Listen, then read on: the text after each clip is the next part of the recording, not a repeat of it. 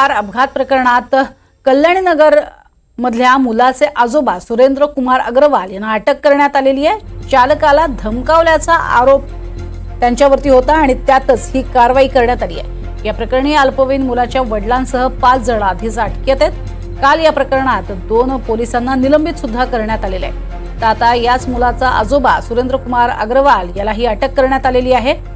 या प्रकरणामध्ये जबरदस्ती एक वेगळा ड्रायव्हर दाखवण्याचा प्रयत्न करण्यात आला होता, जेणेयोगे हाच मुलगा ती कार चालवत नव्हता हे सिद्ध करून दाखवायचं होतं आणि त्यासाठी जो कार ड्रायव्हर आहे त्याला धमकावण्यात आलेलं होतं।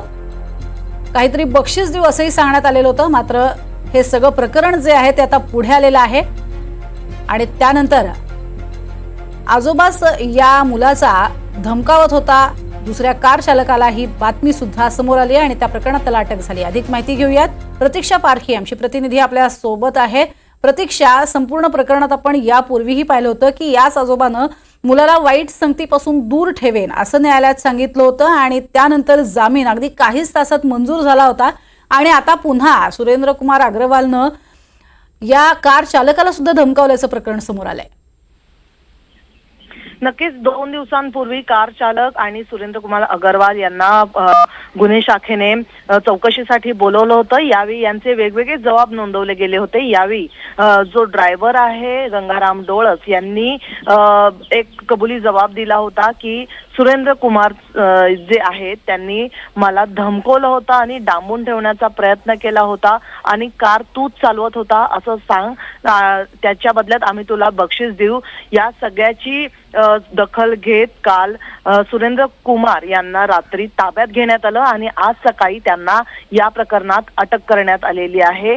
ज्या प्रकारे ड्रायव्हरला डांबून ठेवण्यात आलं, धमकवण्यात आलं आणि त्यानंतर जे तपासाचे जी सूत्र आहेत ती बदलण्याचा प्रयत्न करण्यात आला होता, त्या दरम्यान कालच अमितेश कुमार जे पोलीस आयुक्त आहेत त्यांनी सांगितलं होतं जर पुराव्यांमध्ये फेरबदल किंवा छेडछाड करण्याचा प्रयत्न केला तर त्याच्यावर कडक कारवाई केली जाईल आणि त्याच अंतर्गत आता सुरेंद्र कुमार अग्रवाल यांना अटक करण्यात आलेली आहे। काल रात्री त्यांच्या राहत्या घरातून त्यांना ताब्यात घेण्यात आलं होतं।